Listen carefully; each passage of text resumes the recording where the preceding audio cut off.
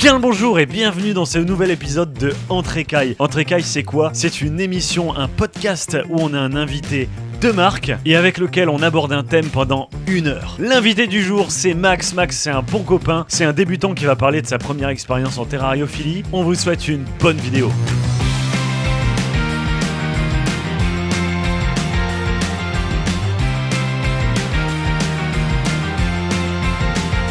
Bien le bonjour, on est ravis de vous accueillir. On se retrouve aujourd'hui en Entrecai. J'espère que vous allez bien et que Jason va bien. Est-ce que tu vas bien, Jason?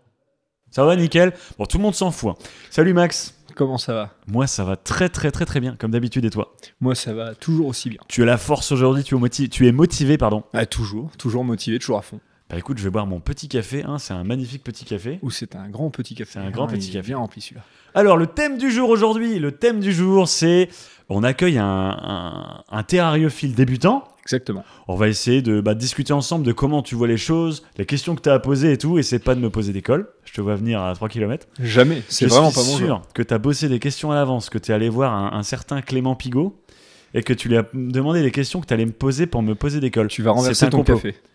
Je vais renverser mon café. Ouais, un super café. Un super café plein d'eau. C'est ça. Exactement. Alors Maxou, qu'est-ce que tu fais ici? Raconte-nous un peu. Eh bien, ici, je suis venu donc apparemment pour un petit podcast donc sur la terrariophilie pour les débutants. Et oui, effectivement, j'ai vu également ça. Tu voulais m'y défier un petit peu. Je me suis mouillé. Ouais, je vois c'est ça. pas très grave. Mais c'est pas grave, il faut se mouiller dans la vie, hein, de toute façon. Il n'y a pas de titre aujourd'hui. Et non.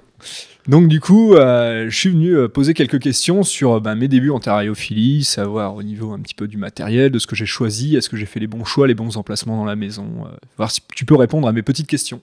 D'accord, ok. Bah écoute, j'essaierai d'y répondre du mieux que je peux. Moi, j'ai beaucoup de questions pour toi, par contre. Ah, parce plaisir. que c'est le dur du sujet, tu sais, c'est hyper important dans le monde de la terrariophilie d'essayer de comprendre et de montrer à ceux qui sont pas terrariophiles et qui connaissent rien, de montrer un peu le cheminement qui peut nous amener à nous intéresser à la terrariophilie. Et qu'est-ce qui a fait que tu t'es intéressé à tout ça et qui t'a conseillé, qui t'es allé voir et tout. Et ça va peut-être filer des bons coups de motivation, comme moi j'en ai reçu à travers les youtubeurs quand j'ai commencé, des bons coups de motivation à ceux qui nous regardent et qui ont besoin de comprendre que la terrariophilie, c'est pas un truc hyper difficile pour commencer. Après, il n'y a pas besoin que ça soit difficile, il faut surtout avoir l'envie, la passion et ne pas abandonner ça à la moitié du chemin. Eh ben raconte, d'où elle vient ton envie, ta passion Eh bien, je pense que tu le sais bien, parce que tu n'y es pas pour rien, évidemment, avec ta petite salle tropicale. On se connaît un petit peu maintenant, depuis... C'est vrai qu'on t'a pas présenté. Hein. On t'a pas présenté. Ça, c'est un plaisir. Exactement. Plaisir de Alors pas les gens, présenter. Maxou, c'est un ami de la maison, hein, qui on le connaît un tout petit peu. Et il a décidé de se lancer dans la terrariophilie. Il connaît un peu tout le groupe, hein, les Greptilis et compagnie. Et alors du coup, qu'est-ce qui t'a poussé? Oui, effectivement, la salle tropicale. Bien, la salle tropicale, au début, moi je l'ai connue de la naissance où la salle était complètement vide, jusqu'à la pose du parquet, au dernier terrarium arrivé tout dernièrement. Jusqu'à la dernière espèce, au début c'est un peu intriguant, hein. On commence par voir comment les terrasses installées, les espèces, tout ce qui compose les terrariums, hein, que ce soit les billes d'argile, le substrat, les espèces, les végétaux et tout ça. Puis tout doucement on commence à aller faire ses petites recherches sur internet, voir quels reptiles nous plaisent, etc. Et, sur internet, c'est quoi sur internet? Sur internet c'est Google, Mathieu. Mais sinon c'est plus voilà, compliqué que ça. Il est con, hein. Il est très con. Et Jason se marre. Je vais changer de Jason. Je veux un nouveau Jason. Un nouveau Jason. J'irai l'acheter sur internet. T'en trouveras pas deux comme lui aussi. Mais sur internet, on va voir du coup quels différents types de reptiles on peut élever, avoir chez soi. Au début, j'étais très attiré par les hydrosaures, qui ont quand même une forme sacrément particulière. Puis, quand on se renseigne un peu, c'est quand même des conditions assez spéciales qu'il faut avoir pour. Ouais, alors dis-moi plus. On va dire que pour les hydrosaures, il faut quand même énormément de place. C'est un investissement beaucoup plus fort que certains reptiles. Du coup, on va dire que je me suis un peu rabattu sur un reptile beaucoup plus simple pour commencer, qui est le Tribolonotus gracilis. Alors, pour expliquer un petit peu aux gens quand même, les hydrosaures, en fait, c'est un groupe je sais pas, c'est une famille de lézards, et c'est les plus grands agamidés, en fait, les plus grands agames qui existent. Ça fait allez, dans les 1m20 quand même, hein, avec une énorme crête dorsale, une énorme crête caudale, enfin au niveau de la queue. Et ils ont une corne au bout du museau. Au bout du museau, oui. C'est assez magnifique. Hein. Donc c'est vrai que ça peut motiver, faire rêver des gens. Ah oui, ça fait rêver, motiver. C'est une espèce qui ressemble très fortement aux dinosaures. Hein. C'est Godzilla, vraiment littéralement. Et je me suis donc rabattu sur les Tribolonotus gracilis, qui sont donc les 5 crocodiles, qui sont juste de tout petits crocos. C'est littéralement des petits crocons, des petits lézards en armure, très stylés, tout en noir avec un bel œil rouge. Ouais, c'est assez magnifique. Hein. C'est un cuirassé, on dirait un petit Pokémon et tout. C'est ça, littéralement. Alors, on a tourné un podcast là-dessus, les gens n'hésitaient pas à aller le voir. Un podcast avec Tip Tip de chez Reptilis, il connaît plutôt bien le sujet. Et on lui fait un gros coucou au passage, Tip Tip. J'allais te demander justement, j'attendais pas la question avant de dire pourquoi les évidemment, Tribolonotus, qui t'a conseillé? Je pensais même pas à cette question. Je pensais que tu allais me demander si j'avais déjà contacté Tip Tip et Clément également qui possède des Tribolonotus. On parle trop de Clément. Qui sont les personnes à qui j'ai le plus posé de questions pour avoir les renseignements donc sur cet élevage. On va reprendre le process de base.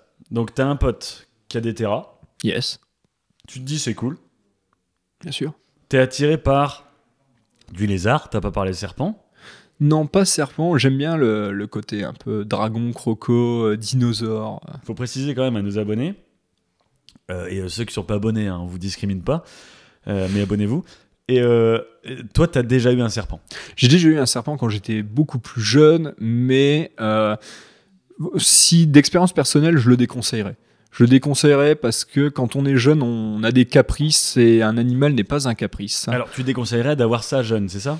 Pas spécialement ça jeune, mais je déconseille d'avoir un animal qui nécessite du temps, du temps d'investissement, avec une occupation telle que un serpent ou un lézard, si c'est vraiment pas ce que l'enfant souhaite. Il ne faut pas que ça soit un caprice. Il faut que ça soit quelque chose qu'il veuille vraiment, que ce soit quelque chose dont on va s'occuper. Il faut prendre conscience que si c'est l'enfant qui le veut, il faut qu'il s'en occupe tous les jours, mais au même titre qu'un autre animal, que ce soit un chien, un chat. Exact, parce que là tu touches du doigt un sujet, j'allais te sauter dessus là. Exactement, que ce soit n'importe quel autre animal. Moi j'étais dans l'optique où je voulais un serpent parce que j'adorais les reptiles quand j'étais petit. Bien moins que maintenant par rapport à ce que je vais en faire, mais on est dans un caprice d'enfant qu'il ne faut pas céder. D'accord. Voilà. Ok. Alors du coup, toi, ce qui t'a attiré premièrement, avant même que tu vois la salle tropicale, c'est ce que tu viens de dire, c'est, parce que tu as déjà eu avant même qu'on se rencontre, tu avais déjà eu un serpent, c'est que tu aimes les reptiles, ça t'attire depuis que t'es petit. C'est ça. Ah oui, depuis que je suis petit, j'ai toujours aimé les dinosaures. Je pense qu'il y a beaucoup de gens, d'ailleurs, on dit les dinosaures, c'est très garçon. Hein, c'est ça. Je pense qu'il y a beaucoup de gens qui aiment les dinosaures quand ils sont petits et qui sont attirés un peu par le côté exotique et bestial dragon hein, des animaux. Et c'est ça qui va nous amener petit à petit à avoir un lézard parfois ou à nous intéresser au sujet. Et pour moi, tu vois, cette histoire de salle tropicale, moi j'ai le sentiment que c'est pas ça qui t'a forcément donné l'envie, mais c'est plutôt ça qui t'a donné le déclic. C'est ça, un déclencheur. Tu vois, le truc du, en fait, c'est possible. On peut le faire. Effectivement. Tu vois, les gens qui nous regardent, c'est ça qu'il faut qu'ils comprennent à la fin de notre discussion aujourd'hui. Que s'ils ont cette petite envie de dinosaure, en fait, c'est vraiment possible et c'est pas si difficile que ça. Non, effectivement, de ce que j'ai fait à la maison, commencer à préparer, rien n'est impossible, même si on peut dire qu'on a été grandement aidé, que ce soit partout en termes de conseils, par TD au niveau du terrascaping, ou même encore par Clément sur les équipements. J'ai vraiment été chercher à droite à gauche. Tip Tip m'a commencé à m'expliquer aussi beaucoup sur la repro, comment ça se passait un petit peu. Donc tu as eu des difficultés à rencontrer des gens qui puissent te conseiller. C'est compliqué dans le monde du reptile de faire ça quand on commence, quand on n'y connaît rien? Quand on commence et qu'on n'y connaît rien, je pense que si on a un minimum envie et qu'on veut savoir aller chercher les informations, on peut avoir tout un panel de choix pour s'orienter, que ce soit des magasins spécialisés, que ce soit Internet, même si Internet, attention, il faut quand même toujours vérifier ces informations parce que tout n'est pas spécialement vrai, hein, on ne peut pas se fier non plus à 100%, mais dans l'idée, je pense que trouver des gens qui s'y connaissent et qui aiment ça et qui répondent facilement, de nos jours, on peut tout trouver. Moi, je vais dire, il y a quand même pas mal de grosses enseignes en France qui sont quand même très, très, très qualifiées. À tout hasard, on va parler de Reptilis. Dans le nord, ici chez nous, dans la plus belle région de France, venez voir le nord les gens, il y a Reptilis à Bailleul. L'entreprise fondée par Stéphane Rossel. Moi, franchement, ils m'ont hyper accompagné. Hein. Je pense que toi aussi. Oui. En termes de connaissances, en plus, ils ont accès à des reptiles juste fous furieux. Eux, c'est un truc de malade. Et ils ont carrément un coin là-bas où les clients ils peuvent aller se poser juste pour discuter. C'est-à-dire qu'ils ont carrément créé une zone où on peut y aller pour les rencontrer, discuter, avoir tous les conseils qu'il faut et tout. Donc, je pense que oui, effectivement, aujourd'hui. Effectivement. En tout cas, pour débuter, on a largement tout ce qu'il faut. C'est hyper facile, quoi. Bien sûr. Et en plus, il y a les youtubeurs et tout. Je vais te dire, pour être sincère, moi, c'est YouTube qui m'a donné le déclic, le fameux déclic dont on parlait. C'est des youtubeurs hein, qui m'ont fait comprendre que c'était pas si difficile que ça, en fait, de commencer la Terrario. Et là, j'attaque un sujet. Vraiment, je fais exprès d'aller là-dessus. Difficile d'attaquer la Terrario. Difficile d'attaquer la Terrario. Il faut un déclic pour qu'on se dise, c'est pas difficile d'attaquer la Terrario. Est-ce que de prime abord, Max, avant de te lancer là, avant la salle tropicale et le déclic, tu trouvais ça difficile de commencer la Terrario? Bah oui, bien sûr. Bien sûr, c'est énormément d'éléments à prendre en compte, des éléments en plus de la plupart du temps inconnus. Gérer une petite biodiversité dans un terrarium pour que tout le fonctionnement soit bien. Il y a plein de sortes de lumières différentes, il y a plein de sortes d'UV différents. En plus, c'est pas tous les mêmes UV. Il y en a, ils ont besoin d'UV fort, d'UV faible. Enfin, c'est temps de trouver sa place pour tel reptile. Et moi, je veux celui-là, et celui-là, il n'y a pas besoin de ci, celui-là, il n'y a pas besoin de mi. Voilà, on va pas se voiler, c'est compliqué, on se pose des questions, mais en prenant le schéma étape par étape, je pense que toutes les questions se répondent assez facilement, mais que c'est vraiment l'amas de questions et l'amas de tout ce qu'il y a à faire en amont qui fait peur aux gens. Alors que si on s'y prend vraiment étape par étape, moi par exemple quand j'ai fait le Terra, on y a été tout doucement, le matériel qui est quand même parfois assez coûteux, il faut le dire, on y a été progressivement avec les bons conseils au bon moment. Rien n'est impossible. Quand on parle de Clément, j'en peux plus. J'ai pas parlé de Clément. C'est parce que tu parlais du matériel et des bons conseils, je l'ai vu venir, j'ai entendu ton cerveau dire Clément Pigot. Pas du tout. C'est incroyable. Il est partout cet homme-là. Par contre, vraiment, je fais une petite pause parce qu'il faut parler de ça, c'est un truc de fou. Les gens, est-ce que vous avez vu les lunettes de Max? Ah. Elles sont absolument magnifiques. Je veux que vous me disiez dans les commentaires si les lunettes de Max, vous les kiffez. Moi, je les kiffe total. Il est jaloux parce qu'il porte pas de lunettes encore. Alors moi, j'aime pas le bleu en général, mais là, c'est incroyable. Elles sont vraiment incroyables. Quand est-ce que tu vas porter des lunettes, Mathieu? Il me faudra un déclic pour que j'ai la motivation de lancer. Ok, très bien. Alors Max, du coup, l'aspect technique, il te faisait peur. Je vais te poser une question. Aujourd'hui, à l'heure actuelle, là, qu'est-ce que tu trouves de plus difficile entre se lancer dans la Terrario format débutant et acquérir un chien? Alors, c'est pas la meilleure question pour moi parce que personnellement, j'aurais jamais de chien. C'est pas un animal qui me mange du tout.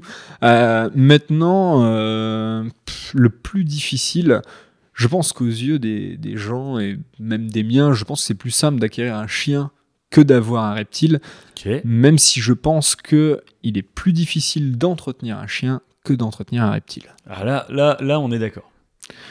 Là, on est d'accord. Personnellement, j'ai pas encore l'occasion actuellement de pouvoir juger car je n'ai ni l'un ni l'autre encore actuellement. Je suis encore dans le stade de développement. Mon terrarium est fait, le terrascaping est fait. Mais t'as un chat. Mais j'ai un chat qui s'autogère tout seul comme un grand. Et ça, c'est parfait. Le chat, on va dire qu'il est hors catégorie. C'est... Il est hors catégorie parce qu'il est, c'est, je pense, un des animaux les plus faciles à acquérir et à gérer. Oui. Donc c'est un vrai bonheur et en plus c'est hyper cool. Mais bon, on n'est pas là pour parler trop de On chats. ne parle pas. Moi, ce qui m'intéresse surtout, c'est vraiment cette notion du t'es débutant, t'as eu envie, il y a quelque chose qui t'a permis de te motiver pour commencer, tu vois ce que je veux dire. Et aujourd'hui, t'as déjà pas mal de connaissances de base, tous les trucs de débutant, genre, tu les as. Après, t'as déjà ton terrarium qui commence à être prêt. Les connaissances de base, on peut pas dire que je sois jamais dans la salle tropicale. Du coup, on va dire qu'on les prend petit à petit, les informations. Oui, mais après, tu te rends bien compte que le moment où tu t'es vraiment lancé officiellement, t'as eu ton terra, là, t'es allé à la pêche aux infos. Ah bah bien sûr. Et en fait, qu'ait eu la salle tropicale ou pas avant, t'aurais pêché les mêmes infos et t'aurais eu tout ce qu'il te faut en termes d'infos, tu vois. On aurait eu toutes les infos sans forcer, ça c'est sûr. La salle tropicale n'est qu'un plus. Si on cherche n'importe quelle autre information, on aura absolument toutes les réponses. Il est hyper clair ce café. Il est très houblonné. Ouais. C'est un café du Nord, on va dire ça. Café du Nord Pas-de-Calais. Alors, du coup, maintenant, tu as eu ton terrarium. Ok. Ouais. Tu as ton matos qui est prêt et tout. D'ailleurs, on en parlera de comment tu as eu le terrarium. Je pense que c'est une jolie anecdote à Bien raconter. sûr, ce sera une belle anecdote. Ouais, ouais. Du coup, qu'est-ce que tu as fait exactement, là, pour commencer ? Histoire de jauger la difficulté de la mise en place que tu as eue là pour commencer la Terrario, sachant qu'en plus, toi, tu es très soigneux et que tu prends vraiment ton temps. On ne pourra pas vraiment juger absolument tout. Parce que si on peut dire, j'ai commencé par me faire inscrire à un concours de terrascaping. Si on commence par là... On va commencer par l'anecdote. On commence par l'anecdote du coup. Allez, c'est parti. On va dire que tu as insisté assez lourdement pour qu'on puisse s'inscrire afin de récupérer du matériel sur le premier prix, mais ça, faut pas le dire. Ouais, Mais à part TD qui a été choisi donc parmi nous tous. Donc TD c'est un ami à nous hein, qui participe à la salle tropicale. Il y a un podcast qui a été tourné avec lui. Donc au moment où celui-ci avec toi là, il est diffusé, je sais pas si celui de TD est déjà diffusé ou pas. On laisse Jason gérer sa tambouille. Mais TD il fait de l'entomologie, c'est-à-dire qu'il fait de la terrariophilie mais format insecte. Hein. L'entomologie c'est l'étude des insectes, des invertébrés et arthropodes. Donc voilà, c'est juste pour introduire qui est TD parce que tu dis TD. Il a un nom bizarre en plus, comme tes lunettes quelque part. Je l'ai dit qu'une fois, mais oui. C'est pas grave, hein, on te pardonne. Ouais, très bien. Donc c'est TD qui a été retenu pour le concours donc parmi nous tous et il a gentiment décroché le premier prix. Donc il a gagné un terrarium à la base qui était dédié pour les dendrobates. Donc je te laisserai expliquer ce que c'est des dendrobates. Hein. Des petites grenouilles. Des petites grenouilles. Et donc le terrarium qui a gagné est donc celui qui est actuellement chez moi, parce qu'il a gagné la totalité du terrarium et terrascapé. Terrascapé. Parfait à l'intérieur. Donc avec tous les éléments, ce qui fait que moi il ne me restait plus qu'à acheter la lumière, l'UV et le thermostat pour pouvoir accueillir les petits Tribolonotus. D'accord. Alors du coup, actuellement, il faut quoi ? Là, tu viens de lister du matos. Alors, juste si tu du peux matos. Juste, pour ceux qui connaissent vraiment que dalle, parce Bien que sûr. pour moi, c'est vraiment, je pense que c'est pas le bout du monde du tout en fait de connaître ces éléments-là. Je pense que là, en l'espace de, allez, on se laisse en 2 minutes, t'as déjà tout expliqué ce qu'il faut pour débuter la Terrario là. Un terra, un décor à l'intérieur fait proprement dans les règles de l'art, on va dire, avec le substrat et tout ce qui va avec. Ouais. Une lumière pour les animaux qui puissent différencier le jour et la nuit, un UV, que ce soit pour les plantes ou pour les animaux, ouais. un thermostat pour pouvoir réguler la température, les lumières et tout ce qui va avec, et un point chaud pour l'animal pouvoir se réchauffer, pas qu'il se les gèle, quoi, comme on dit. Ouais. Puis après... une occupation soigneuse du terrarium et de ses animaux, une belle occupation pour passer du bon moment, et c'est tout ce qu'il faut, je pense. T'as pris moins de 2 minutes du coup. Ah oui. Il manque encore juste un élément. Qu'est-ce qu'il nous manque ? Une gamelle d'eau. Oui, ça fait partie du terra et du scaping pour moi. Oui. Mais en fait, il faut la changer, la nettoyer et tout. Il faut une gamelle d'eau, c'est un élément que les gens ont tendance à oublier en général. Du coup, il faut se rendre compte quand même que la complexité là, pour se lancer, c'est juste, on sait qu'il faut un terrain, un UV, une lumière, un chauffage, qui est régulé par un thermostat, une gamelle d'eau.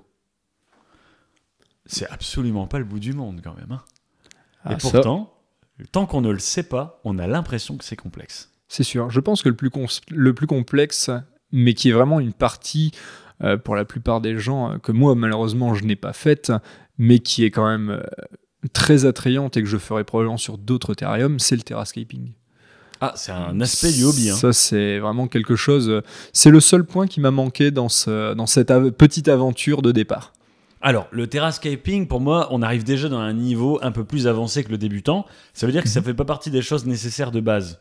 Donc, le terrascaping, pour ceux qui ne savent pas ce que c'est, en fait, c'est l'art de décorer votre terrarium. C'est un peu du... Comment on va dire ? C'est du paysagisme, mais à l'échelle d'un terrarium, en fait. Oui, mais c'est un peu la personnalisation de celui qui fait son terrarium. C'est son environnement un peu à lui qu'il a géré comme il le souhaitait. Ouais. Donc c'est un truc vraiment, c'est comme l'aquascaping. C'est vraiment le fait de faire des paysages, des décors, c'est son des plaisir. dessins, des trucs. Ouais, c'est artistique. C'est cool. C'est chouette. C'est un aspect du hobby qui est absolument fabuleux et je pense que quand on commence la terrario, on n'y pense pas forcément, on a juste envie d'avoir les choses nécessaires à la survie de l'animal et petit à petit en avançant, on s'intéresse au terrascaping. Bon, il se trouve que toi, t'as gagné un terrarium qui venait d'un concours de terrascaping, donc il est déjà très très beau de base. Un peu de chance, mais bon, il en faut. Et ça, Enfin, de la chance. je suis content que tu parles de ça. Pas vraiment. Je suis content, oui, du talent. Du talent. Je suis content que tu parles de ça.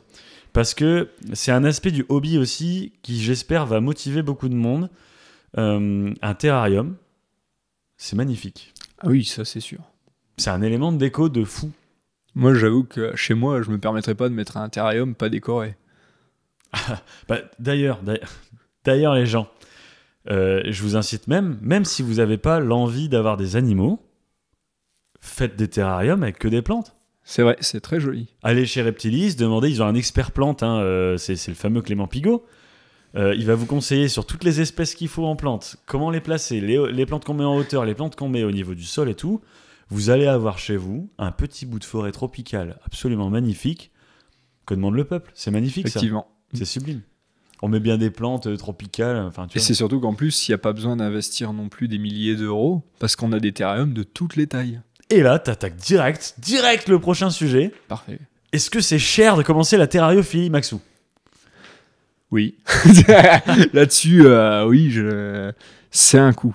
C'est un coup. C'est pour ça d'ailleurs que je prends tant de temps, moi de mon côté, à m'y mettre. Parce que oui, effectivement, quand on veut. Après, j'ai choisi aussi ce que je voulais. J'ai voulu les meilleurs équipements dans la discussion pour pouvoir avoir les meilleures lumières qui vont donner le meilleur aux plantes, qui vont donner le meilleur pour les reptiles. Donc du coup, oui, effectivement, ça peut revenir assez cher. Mais après, tout dépend également du format. Je m'y attendais pas à ton oui. Je viens de me prendre une droite, genre tout, comme ça. Mais c'est un plaisir de te mettre des droites comme ça. Merci Maxou, moi aussi je t'adore. Il faut savoir, alors là je précise, parce que Maxou c'est un cas particulier, il est exigeant sur tout. Il faut savoir qu'il est grand pâtissier de profession de ouf et qu'il est dans la qualité dans tout ce qu'il fait. Tout doit être parfait, nickel, avec du matériel, exactement, surtout neuf, et qu'il est équipé qu'avec du matériel neuf. Alors attention, oui, bien sûr. Là je mets un panneau quand même, je mets mon veto de connaisseur dans le domaine. Le débutant qui n'a pas forcément le budget, il peut commencer pour beaucoup moins cher que toi avec du matériel moins haut de gamme. Il faut dire que toi, tu as choisi le must du must dans tous les domaines. Il faut pour les animaux. Moi, c'est comme ça que je le ressens et que je le vis. Oui, bah oui. Maintenant, je dis pas qu'il faut ça pour le commencer, mais c'est vrai que comme tu le dis, moi j'aime bien quand c'est nickel chrome et je me voyais pas, en plus pour respecter le terrarium de TD qu'il a gagné, je me voyais pas mettre des trucs bas de gamme. On prend le meilleur, peu importe le temps que ça prend pour le faire. Ouais. Mais au moins, quand les animaux arriveront et qu'ils seront installés, ils n'auront pas mieux. Ouais, ça c'est un état d'esprit que je peux à la rigueur féliciter, tu vois. Mais après, celui qui veut commencer, moi quand j'ai commencé perso, j'ai commencé avec beaucoup moins de budget que toi. J'ai pris un terrarium, je suis allé sur le bon coin. Je crois que j'ai dû payer 30 ou 40 euros. Un terrarium de case Exoterra à la con, tout simple. Mm-hmm. Dedans, j'ai juste mis un peu de substrat qui a dû me coûter, je sais pas, 10 balles, quoi, 20. Et fin, j'ai mis une gamelle achetée d'occasion sur le bon coin à 5 euros. Et voilà, après UV et LED, j'avais pas forcément des très bonnes LED à l'époque. J'étais parti sur des trucs parce que en fait, je fouillais à droite à gauche. J'avais pas les connaissances que j'ai aujourd'hui. J'ai dû prendre des trucs sur Amazon à 20 euros qui éclairent pas fort du tout. Et par contre, l'UV, j'ai pas déconné. Je suis allé voir des experts, donc j'ai contacté Reptilis direct. Et ils m'ont conseillé des UV de qualité. Mais en fait, un UV, c'est pas très cher. On n'est pas sur l'élément cher de la terrariophilie. Un bon UV, pour 50 euros, on en a un, quoi. Qui fait largement le taf. D'accord. Donc voilà. Après, il y a l'histoire du thermostat, zone chaude et tout. Donc là, il y a plein d'écoles. Faut savoir que le point chauffant, le point chaud pour les lézards, enfin pour les animaux, on va le mettre soit avec un thermostat, un tapis ou une lampe céramique ou une lampe DHP pour les trucs d'Arcadia, là, ou alors simplement un halogène ou un basking lamp, là, les ampoules chauffantes, mais qui va pas être thermostaté, mais juste timé. D'accord. Et du coup, tu mets juste un timer, une lampe, ça coûte que dalle, ça. La lampe, elle doit coûter 10 euros l'ampoule. Le dôme, tu l'as sur le bon coin à 5-10 euros. Et le timer, un timer, ça tu l'achètes à la rigueur neuf si tu veux, 20 euros. Franchement, le tout collé là, ça revient à rien du tout. Hein. Sans compter l'animal. Mais sans compter l'animal. Sans compter l'animal. Et alors, puisqu'on parle prix et que tu me parles d'animal, Ouais. un chien, aujourd'hui, ça coûte 1500, 2000 balles. C'est hors de Il prix. y a des chiens de haute race à 8000 balles. Un chat de refuge, ça va coûter 200 balles. Donc, c'est-à-dire le moins cher possible, il va être à 200 Effectivement. balles. Et un chat racé d'élevage, il va être à 1500 balles. Quoi. Ah oui, c'est des prix exorbitants. Mais alors, du coup, est-ce que c'est si cher que ça, la Terrario ? Non, ça c'est sûr. Quand on compare à des prix comme ça, c'est pas forcément si cher, même si on sait que tout monter de bout à bout avec l'animal, ça représente un prix. On est bien souvent en dessous d'un chien racé ou d'un chat racé. Très très loin. Ah oui, très très loin en dessous. Alors, par contre, on peut avoir des lézards qui coûtent une fortune ou des serpents qui coûtent une fortune, qui vont être sélectionnés, machin. Mais ça, c'est plus quand déjà on est loin dans la Terrario, si on veut aller plus loin et qu'on veut vraiment des trucs précis, machin. Toujours est-il que... Non, c'est parce que Jason, il fait le singe, je me dis, mais qu'est-ce qu'il fait ? Mais en fait, il est en train de bailler. Bon, ce que je propose, on va faire une petite page de pub et on se retrouve après pour parler justement des prix où on va comparer les mammifères et les reptiles. Allez, par tout à l'heure tout le monde. Pour cette première pub Loma Wild, on tient juste à vous mentionner la création de notre compte Tipeee. Il est destiné à ceux qui veulent nous filer un coup de main. L'aventure Loma Wild n'est pas sans frais. Ça fait 1 an qu'on donne notre maximum pour créer un contenu de qualité, avoir des choses intéressantes à montrer. Comment ça fonctionne ? C'est super facile. Vous cliquez sur le lien Tipeee qu'on a mis en description, vous allez dessus, vous mettez un tip, vous pouvez déposer la somme d'argent que vous voulez, vous gagnez les récompenses qu'on vous a mis à disposition, et nous, ça nous file un gros coup de main. Sur ce, un grand merci, on compte sur vous. Et tout le monde, Maxou, ça va toujours ? Bonjour, toujours. Toujours la force, toujours la forme ? Tout va bien. Ben excellent. Du coup, on était sur quoi ? On était sur les prix avant que Jason me coupe pour lancer une page de pub. On était sur les prix, la comparaison des prix entre ce que c'est que d'avoir genre un chien ou un chat ou un truc à poil et d'avoir des lézards. Moi, de mon avis et de ce que je connais, c'est beaucoup moins cher d'avoir un terrarium avec un lézard format débutant avec pas forcément le plus haut de gamme dans tout que d'avoir un chien, un chat de race, un machin. Effectivement, ouais, je pense même que même si on tape dans le haut de gamme dans tout, on sera quand même moins cher que du chat ou du chien racé. Surtout le chien qui coûte Ouais, les quand chiens, même ça fait mal. une blinde. Hein. Ouais, les chiens, ça fait mal. En général, ça fait mal. Alors, il y a les frais d'achat de base, d'acquisition du début. Il y a les frais d'entretien derrière. Surtout. Ouais. Et en terrario, est-ce que c'est cher pour toi ? Ben, je me suis pas spécialement renseigné sur l'entretien général, mais on va dire que déjà en termes de nourrissage, c'est un entretien uniquement nourrissage et occupation. Non, ça, je pense qu'en termes de prix, on n'est pas du tout dans les prix d'un chien ou d'un chat. Bah, qu'est-ce qu'il faut en fait ? Qu'est-ce qu'il faut Bah, des insectes. C'est la base pour les nourrir. Après, moi personnellement, je suis plus renseigné sur les Tribolonodus. Moi, je suis plus sur de la larve, du ver de terre, un peu de grillon, du cloporte, qui seront quand même probablement beaucoup moins chers qu'un sac de 50 kg de croquettes pour chien. Ouais. Hein, Elle est donc, moins chère même que des boîtes de pâté pour chat. aussi. Honnêtement. Après, je ne suis pas encore renseigné sur les prix des insectes, donc je pourrais pas là actuellement dire si c'est plus cher ou moins cher. Ok, moi je mais peux te je pense que renseigner un toi, à petit peu, mon si avis, veux. tu dois être calé. Une petite boîte à la con de grillon quand t'as juste un seul lézard ou 2 lézards, tu vois, ça suffit, des petites boîtes comme ça coûte 2 €. D'accord, ah oui, on est vraiment sur quelque chose. Sachant que les lézards, tu les nourris pas tous les jours, tu les nourris 2 à 3 fois par semaine, en général, de manière générale.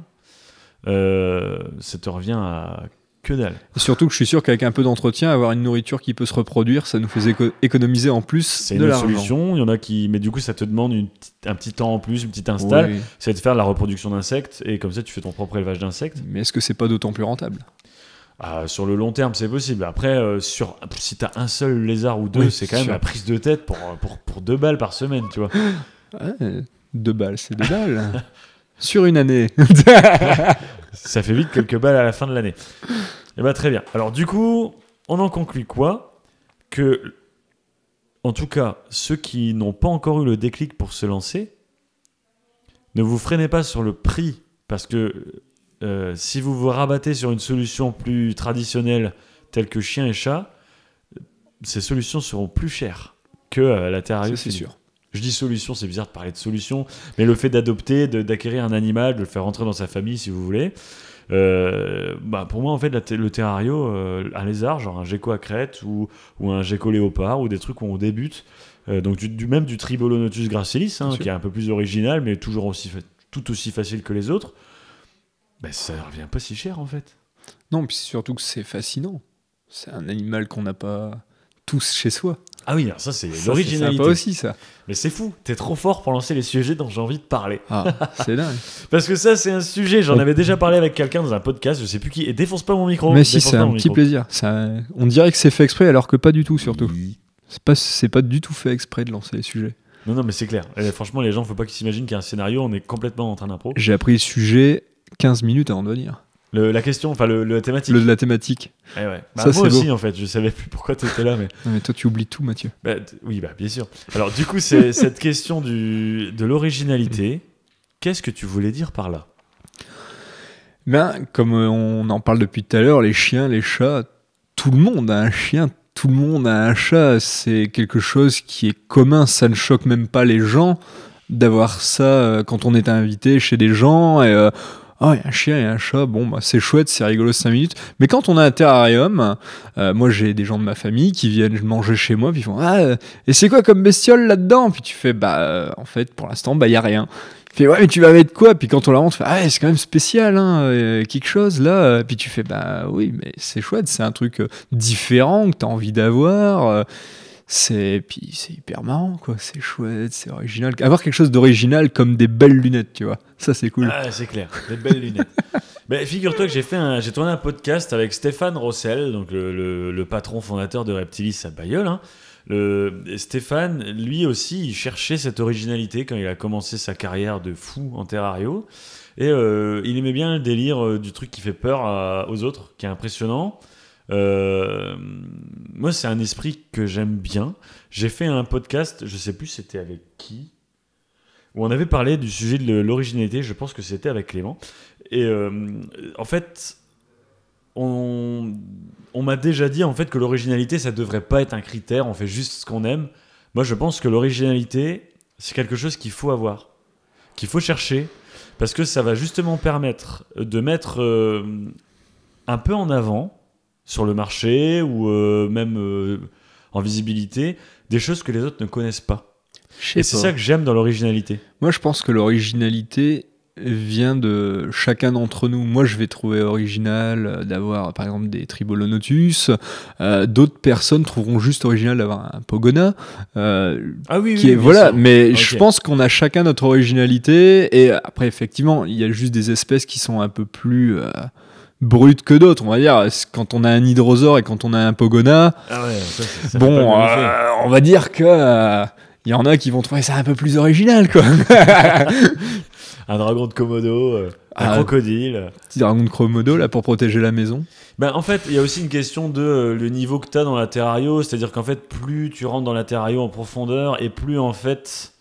tu te rends compte que ce qui te paraissait original au début, ça devient le même plus c'est un standard pour ça devient ceux qui sont commun. Vraiment pointus. Ça devient commun. Alors qu'à la base, tu étais là avec ton chat, ton poisson rouge, et ça te paraissait déjà incroyable, tu vois, d'avoir le Pogona. C'est tu ça. dis, ouais, j'ai un Pogona, c'est un reptile, un dragon. Reptile, quoi. Le nom, c'est quoi ? Dragon barbu.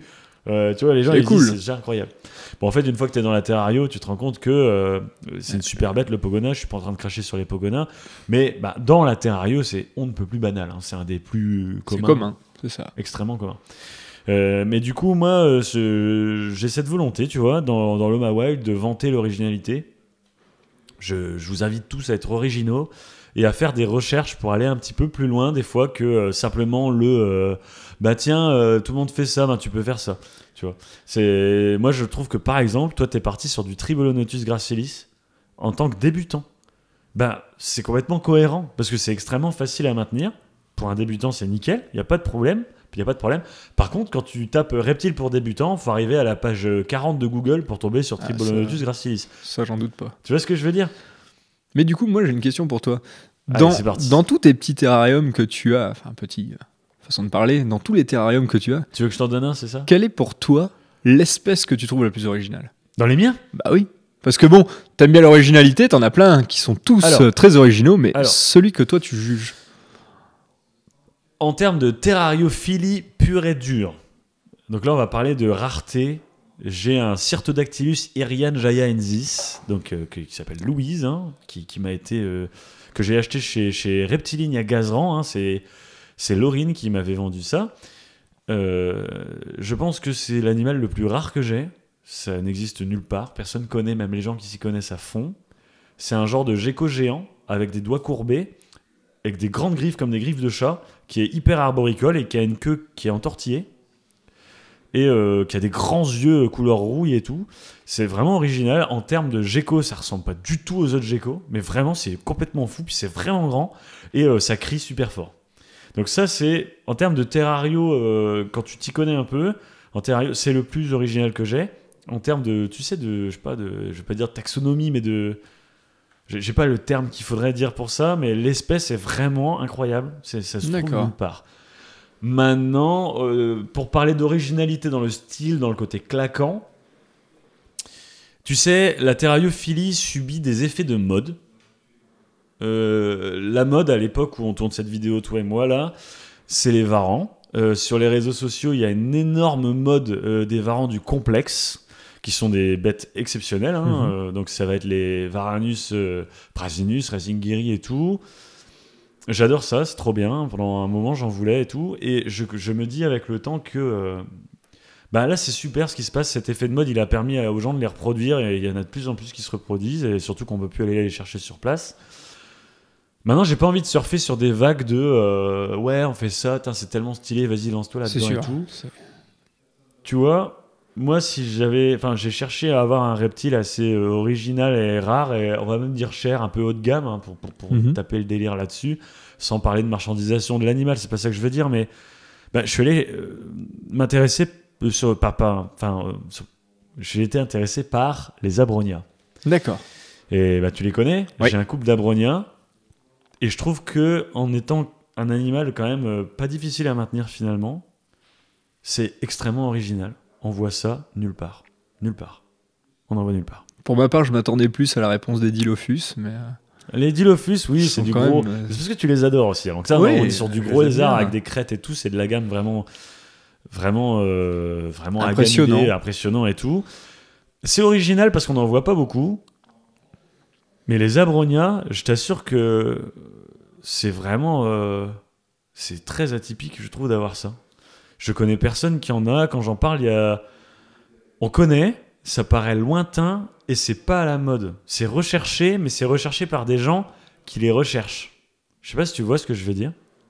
Donc il y a une originalité aussi de ce côté-là, c'est-à-dire tu vas pas forcément suivre la vague de ce qui est à la mode, mais tu vas quand même aller chercher quelque chose qui est reconnu, prisé, renommé. Ouais. Et l'abronia, il a ce truc-là. Alors après, globalement, tout ce que j'ai, c'est original. Hein. On va parler de mon fer de lance, c'est le Gonocéphalus. Avec Jason, on a tourné pas mal de choses pour parler des Gonocéphalus.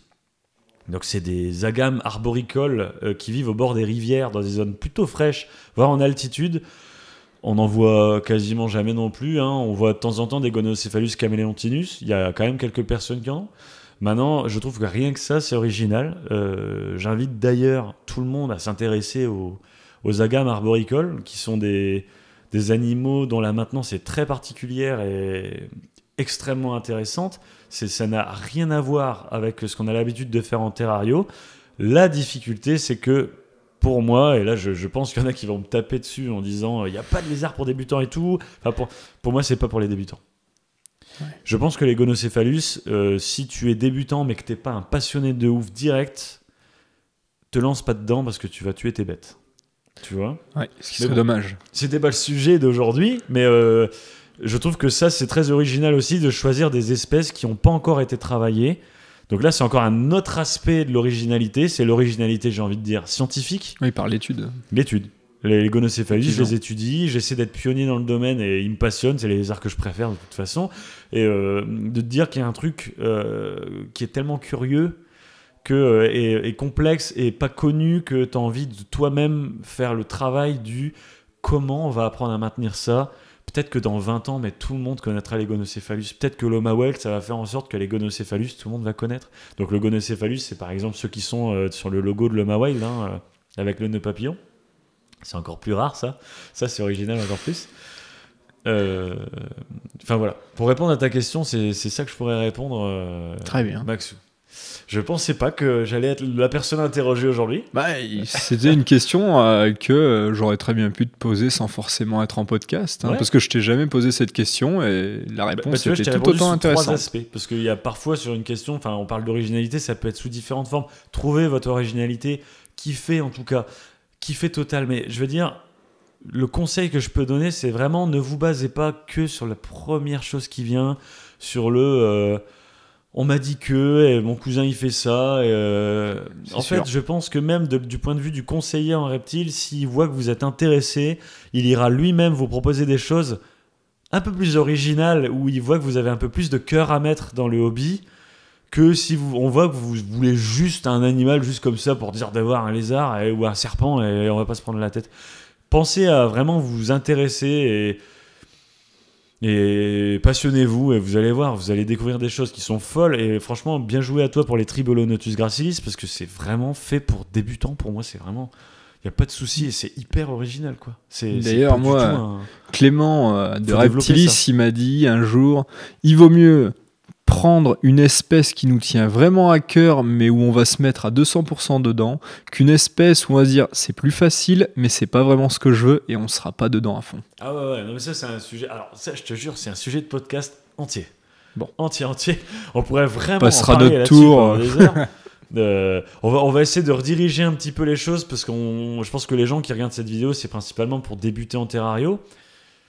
Moi, je partais sur le matériel, sur le coût. On a parlé aussi de pourquoi tu t'es lancé dedans et pourquoi t'es tombé un peu amoureux de ce genre de choses. Maintenant, j'ai envie de parler de l'entourage et des préjugés sur la terrariophilie. Il y a un premier préjugé qui va tomber, et moi j'y ai fait face des milliers de fois, avec des collègues du bureau et tout, ou alors avec des gens de la famille. Les gens qui n'y connaissent que dalle, comme Jason, tu vois, qui connaissent rien. Les gens, là, pourtant... Jason, si ça tourne pas autour de ses appareils photo et de ses lumières, bon. Non, c'est ça, avec ses caméras, ses micros, ses machins. Ça, c'est la seule chose qui l'intéresse. On t'aime, hein, Jason, il n'y a pas de problème. Après, on t'aime. Oui. Voilà. Alors, t'aime, Jason. Du coup, il y a un premier préjugé qui tombe. C'est ah oui, mais tu comprends... Les lézards et tout, ça devrait rester dans la nature. Ce que tu fais, c'est un crime. Il faut pas les mettre dans une cage en verre. C'est pas sur bien. La table. Voilà, exactement. Yes, je l'ai déjà eu aussi. Eh ben vas-y, dis-moi. Alors comment tu vis ça en tant que débutant? Est-ce que pour toi ça a été un frein? Est-ce qu'il y a encore des gens qui te cassent les semelles avec ça? Les lunettes? Vas-y, je t'écoute. Non, oui, on me l'a dit, faut pas mettre les animaux derrière une cage, mais il faut, comme on l'a dit tout à l'heure, bien se renseigner par des professionnels qui, eux, vont expliquer la solution, pourquoi on fait ça. Moi, dans l'idée, avec les Tribolonotus, on m'a bien expliqué que l'espèce se sentait beaucoup moins stressée derrière un terrarium où il va être en sécurité, dans un endroit fixe où il aurait pu être dans la nature, car dans la nature, ils sont pas spécialement en train de se balader sur des kilomètres et des kilomètres comme nous, où ils vont être stressés constamment de la peur d'un prédateur, de la peur de la météo.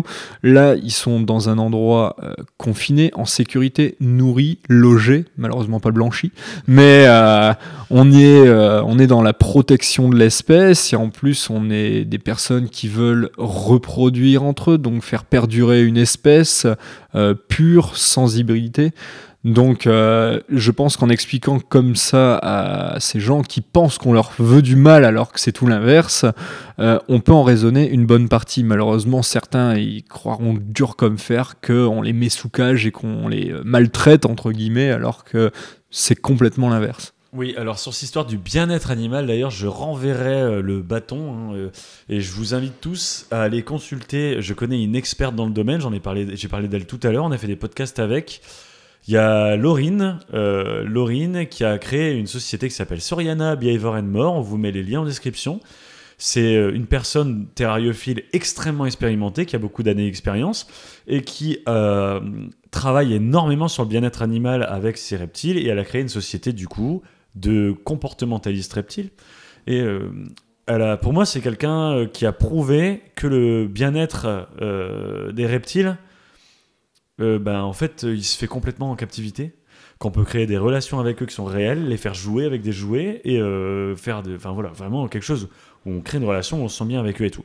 Après, il faut pas mélanger le reptile sauvage et le reptile né en captivité. Le reptile sauvage prélevé, tu le vois tout de suite, que c'est un animal extrêmement stressé, extrêmement sur le qui-vive avec ses instincts primaires, et qui joue sa vie à chaque minute où il voit quelque chose bouger. Le reptile né captivité, il va être beaucoup plus détendu, surtout au bout de plusieurs générations. Et il va commencer, ça peut se faire plus tôt, mais il va vraiment avoir cette opportunité de créer un lien avec toi. Et ça, c'est un sujet du coup qu'on a traité en podcast avec Laurine, et on lui fait un gros coucou, et on met un lien pour sa société en description.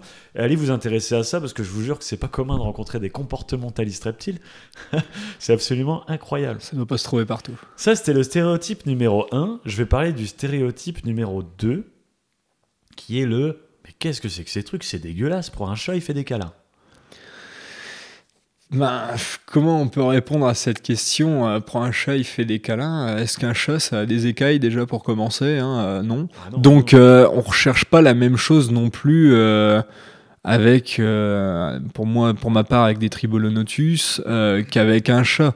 Je possède un chat qui n'est pas non plus spécialement câlin, donc si j'avais un chat pour les câlins, ce serait pas lui qu'il faudrait. Maintenant, dans les Tribolonotus, ce serait plus sur l'aspect découverte d'une espèce que je l'ai, donc l'expliquer dans la découverte, dans l'approfondissement, dans des recherches, dans le fait d'observer également une espèce ou... C'est plus de la découverte, oui. C'est de la curiosité, avoir un côté également élevage, et pas forcément, et également montrer aux gens que c'est pas spécialement plus dégoûtant qu'une autre bestiole. Hein. Chat, ça se balade dehors toute la journée, comme les chiens qui se roulent dans la boue. Quand on a un Tribononotus qui loge sous terre et qui va se baigner juste après, c'est pas plus sale qu'un chat ou un chien. Hein. Ouais. Alors après, là, on parle lézard. Il y a aussi l'entomologie, hein, donc pour les invertébrés. Je fais exprès de parler de ça parce que je sais que c'est un aspect de la terrariophilie qui est, à mes yeux, pas assez mis en avant, alors que c'est peut-être un des éléments les plus passionnants, hein, dans les gens que j'ai rencontrés qui s'y connaissaient là-dedans. C'est absolument fabuleux, les éleveurs d'invertébrés, c'est quand même des animaux qui vivent sur des temps très courts et tout. Franchement, c'est des malades mentaux, ces gens-là. En général, ils s'y connaissent comme des oufs. C'est vraiment passionnant. Je fais un gros coucou à tous les entomologistes de France et tous ceux qui maintiennent des invertébrés. Coucou Tédé. Ça fait aussi partie de la terrariophilie. Et je vous jure qu'il y a même des choses extrêmement simples, hein, pour les débutants, comme certaines menthes, hein, ou certaines araignées. Et je vous jure, une fois qu'on tombe dedans, on s'arrête plus. C'est vraiment trop passionnant. Et on va dire, mais qu'est-ce que c'est que cette idée d'avoir des trucs aussi bizarres? C'est dégueulasse, une araignée, une menthe, un machin. Tu peux avoir un chien, regarde, tu jettes le bâton, il te le ramène, il t'apporte de l'affection. Alors, l'histoire de l'affection... Alors déjà, je peux vous dire qu'il y a des lézards qui peuvent vous en apporter. Comme je parlais de Laurine tout à l'heure, hein, les varans, par exemple, qui sont extrêmement intelligents du point de vue de l'intelligence humaine, hein, sont capables d'avoir des relations avec vous qui sont quand même relativement fortes. Et il y a aussi d'autres aspects à travers le lien, c'est-à-dire que moi je pense que quand on aime quelqu'un ou quelque chose, c'est à sens unique, c'est-à-dire que ça vient principalement de soi pour l'autre. Et je pense que quand on aime un animal, on a envie que l'animal soit bien avant tout. Ça, c'est sûr. Et du coup, on n'a pas forcément la même démarche quand on cherche un animal pour se faire du bien à soi, c'est-à-dire pour se réconforter soi, pour avoir quelque chose qui nous apporte du bonheur à soi et tout. Oui. Tu vois ce que je veux dire? Oui, ça c'est... L'affection, complètement des d'accord. La chaleur, des bisous, des machins. Je pense que la terrariophilie, les reptiles et tout, c'est plus de l'homme à l'animal, où on a envie de le voir se développer. Je vais pas dire c'est un Tamagotchi, mais je veux dire c'est un peu cette idée-là. On veut le voir se développer. C'est des références de vieux, ça, quand même. Calme-toi. On a envie surtout de le voir se reproduire, et il y a ça aussi. Alors là, ça s'adresse pas du tout aux débutants, mais peut-être que ça va lancer des vocations. On est dans un monde où les espaces forestiers disparaissent. Il faut prendre en compte aussi le fait que les forêts, ça me nuise, notamment les tropicales. Et que si on commence pas sérieusement aujourd'hui à préserver ces espèces, à les reproduire en captivité, il y a des espèces qui vont juste disparaître. On les aura plus. Ouais, elles vont juste disparaître. C'est terrible. Ça peut lancer des vocations. Je dis pas que c'est la raison pour laquelle il faut se lancer dans la terrario, mais ça peut être une raison. C'est-à-dire que des animaux qui vous feront jamais de câlins et tout, on peut simplement se dire qu'on a envie qu'eux ils se sentent bien en fait. Et la terrariophilie, je vous jure que quand on est dedans, on voit vraiment des animaux qui s'épanouissent, qui se sentent hyper bien, qui mangent à la main, à la pince, qui sont détendus, qui viennent demander pour sortir, tu le prends, tu le mets sur ton épaule, tu lui refais sa journée. Enfin, exactement. C'est vraiment fabuleux, quoi. Je pense qu'on le voit assez souvent dans la salle tropicale. Ouais, carrément. Ils viennent directement taper au carreau avec leur petite tête pour sortir. Ouais.